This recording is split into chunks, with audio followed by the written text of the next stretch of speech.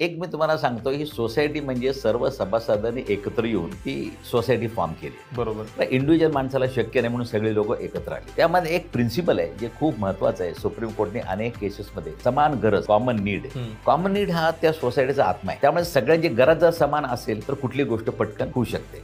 त्यामुळे त्यांनी असं सांगितलं, आज मी बिल्डिंग बांधली आणि 4 वर्षात मला पाडायची, तर सोसायटी कॅन डू दॅट. सोसायटीला अजिबात असं म्हणायचं नाही की जुनी बिल्डिंग झाली पाहिजे. नियमात जसं तुम्ही त्या सर्क्युलर मध्ये की 30 वर्ष 30 वर्षाची बिल्डिंग असेल तर ती धोकादायक आहे एक. आणि तिचं अनेक लोकांना पूर्वी त्या जुन्या बिल्डिंग मध्ये लिफ्टची सोय नव्हती. वयस्कर लोकांना त्या काळात घेतलेल्या त्यांच्या फ्लॅट्स असतील, आज त्यांचं वय आज जास्त असेल, तर वयस्कर लोकांना 4-4, 5-5 मजले उतरता येत नाही. जागा कमी आहे, पार्किंगची अडचण आहे. पूर्वीच्या काळी एवढ्या गाड्या त्या अंदाजाने घर बांधलं गेलं नाही. त्यामुळे असं एक त्याने हे केलं की जर तुम्हाला सेल्फ रीड डेव्हलपमेंटची सवलत पाहिजे असेल, तर 30 वर्षाच्या वरच्या इमारतींना ही सवलत लागू होईल. पण तुम्हाला सवलत नको असेल तर सोसायटीने जर ठरवलं की पाडायचं, मग सोसायटी कशी ठरवते, काय ठरवते, जीबी काय, 2/3 हे काय, हे सगळ्या नंतरच्या गोष्टी. पण तुम्हाला 30 वर्षाचा जो क्रायटेरिया आहे तो लागू होतोच असं नाही. सवलत नको असेल तुम्ही कधीही ती